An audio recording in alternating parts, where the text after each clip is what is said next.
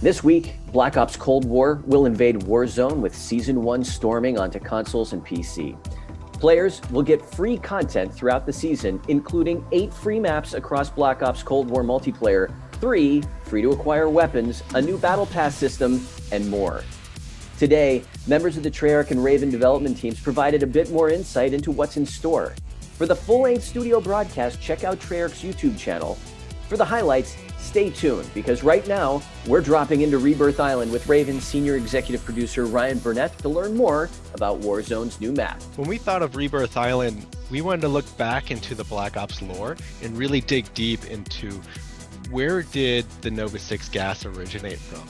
Players will experience open area and open island where they'll be able to roam around the map, and in there, in the center of this island, is the actual bioweapons facility. Season 1 also marks the arrival of 3 new operators. Out of the gate, starting the week of launch, players will get to know Stitch. Discarded by the Soviets, he's a former bioweapons expert hellbent on revenge.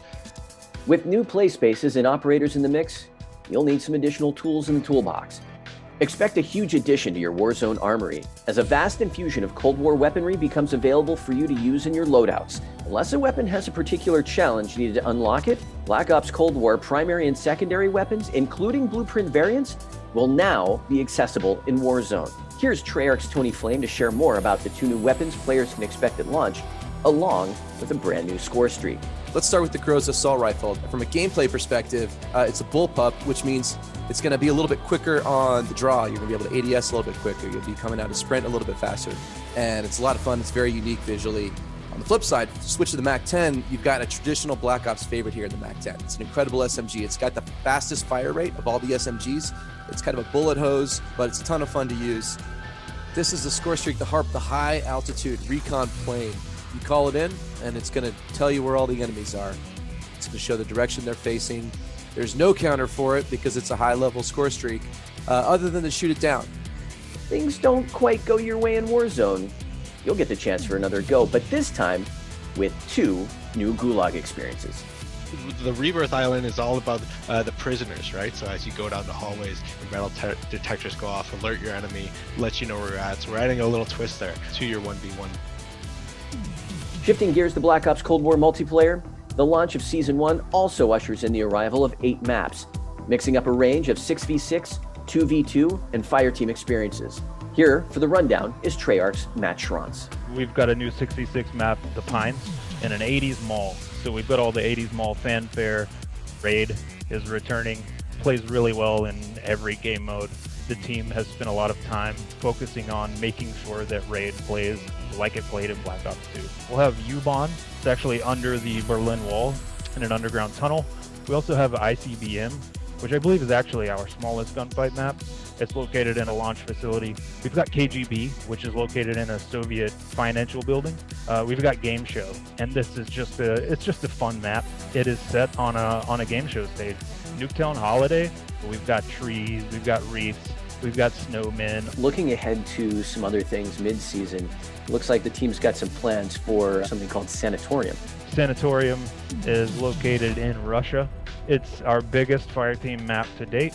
We find that it lets you spread your wings a little bit further. With Newtown 84 now in the mix, Treyarch delivers on the nostalgia with a holiday-themed version of the Black Ops cult classic. It was just a fun thing when we were stringing up the lights and kind of brainstorming what we could do. It felt very different, feels really cool. The holiday spirit isn't just limited to Nuketown. Turns out that the undead get a whole lot undeader in Die Maschine, with Treyarch turning the map into more of a winter wasteland than a wonderland. This season, there's plenty of cheer to keep you in the Yuletide mood. We are adding a new limited time mode called Jingle Hells, which is a retheming of Die Maschine for the holidays. Players will now use snowballs scattered across the map to freeze zombies and drop presents. And inside those presents, you'll get all sorts of things, ranging from coal to ray guns. In addition to in-game intel and the introduction of the new Battle Pass weapons and customization content and zombies, the undead also get new play spaces for Onslaught on PlayStation. Throughout the seasons, as we add these multiplayer maps, they will be added to Onslaught as well. So you'll be finding new opportunities to earn chalices and take on as many megatons as you can to earn rewards. later this season, in addition to the Pines, we'll be adding Raid as well. Additionally, fans can expect the new Cranked mode for the first time ever in Zombies, coming mid-season, plus much more to come for Zombies in Season 2. So you have a timer of 30 seconds that's ticking down. When it reaches 0, you die. Every time you kill a zombie, that timer resets. It's even more frantic in 4-player when you're juggling between all these different zombies, trying to make sure everyone stays alive. When Season 1 launches, remember that the cross-progression system that links player progression, prestige levels, and the battle pass between Black Ops Cold War and Warzone becomes available in Season 1. That's right, when Season 1 drops, expect your season level to be synchronized based on your current season level in Black Ops Cold War. Your previous unlocks from Black Ops Cold War and Modern Warfare, such as weapons, perks, score streaks, and more, will remain unlocked. For all the details about Season 1 and what's in store, head to callofduty.com to learn more.